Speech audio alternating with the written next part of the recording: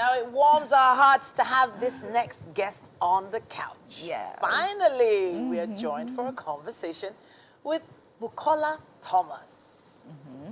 She was definitely handing is it over a to you. seasoned actor, voice of artist, and entrepreneur with an admirable personality. She's definitely right here with us. Welcome to Wake Up Nigeria. Thank you.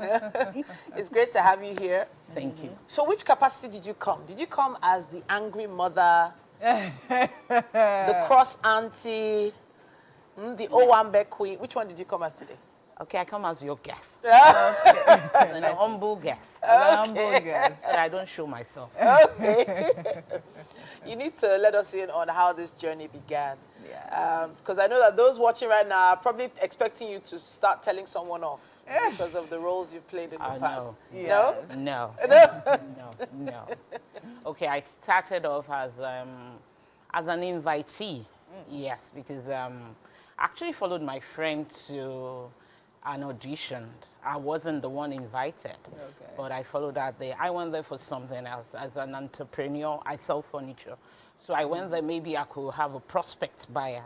And on getting there, the casting director looked at me and gave me a script. Wow. And I actually came with a friend, and I looked at him like, I think you missed your wheel. I'm not the one that is for this job. So when he gave it to me, I said, thank you, cordially, and I went through it, and I told my friend, take it for you. And later I said, you're next. I said, I'm not next, she's next. And I said, okay. She went there, and she wasn't given the role. The guy came again and said, I said, you're next. I said, I didn't come for this. I said, you're next. And I went there, and that was how I started. Oh, wow. So you had no prior At interest all. in At all. acting at all? At all. And all of I that. had the prior interest when I was younger, but that was not my vision at that At that point at all. So how did it feel like being? Did you get the role? Yes, I did. How did your friend feel? First of all, how did you make it up to her? I didn't tell her that I went for this something. Yes, because I know she will feel bad. Yeah. But what I did was, after the job, I sent something as a token to her so that she doesn't. I just said, I need to send you something. I don't know why. So that my conscience will be free. clear. Amazing. So what was the experience like on that first job? It was marvelous. I thought it was heaven on earth. So I thought that was how it's going to be all through. So that was why I delved into that. If this was just it, then That means you I'm can going to be like a queen in like in a year's time. And my friend, that was not it. That was not it. No, that was. Wow. So how many years are we talking now in total? Okay, a decade and a year now. Oh, wow. 11 years. So you've gone into different aspects. We saw a monologue of you a little earlier on. And your delivery, it takes a lot of training for that level of poise. Did you go for any formal training along? Yes, I did at some point, because I didn't start off initially with her. Yes, I did. I went to Del York. Okay. Yes, Del York Academy. I went to train myself. Then I also went through there are some trainings that some directors do personally. I went through that. Okay, Amazing. fantastic. Oh, I'm also a Del York alumni. Alumni. Wow. Okay, amazing. So now, I mean, when you came up, you actually mentioned the fact, okay, did you come as the angry mom or the angry No, I said I came as as a an guest? Yes. So I want to ask now, what performance was that one that literally, I don't know, is it that you are magneted those kind of roles? Yeah. Where people always see you? And why do you think? Do you have an alter ego that literally just gives that? I Or what think do you so. think? I think so, because I think so. Even when I'm discussing, they look at me like, this woman is strict. So strict. they just give you that role. But deep down, I'm a nice person. Am I not? Yeah, yes, you Yeah. are. Definitely. Thank you. I'm afraid. I'm so afraid. But I know that there's a new project that you've embarked on. Yeah.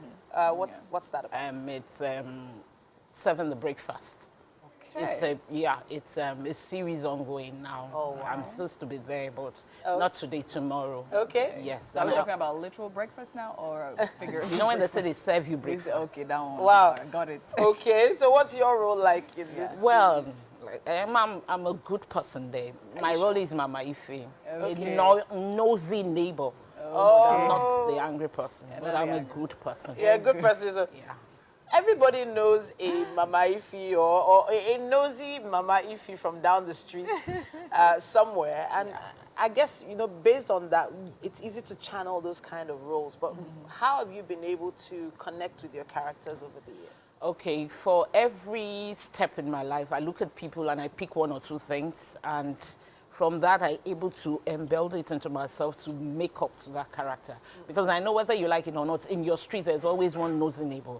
So you just pick that thing and keep it to yourself and exhibit it with the script. With the script. Amazing. So would you say, like, as you go along the way, you actually find those characters you Even like as I'm here, I've seen 2 or 3 characters. Like sorry, what? please, what are they? Oh, yes, 2 of you. You're looking for 2 troublesome friends. Wow. I just do it in and remember, I remember.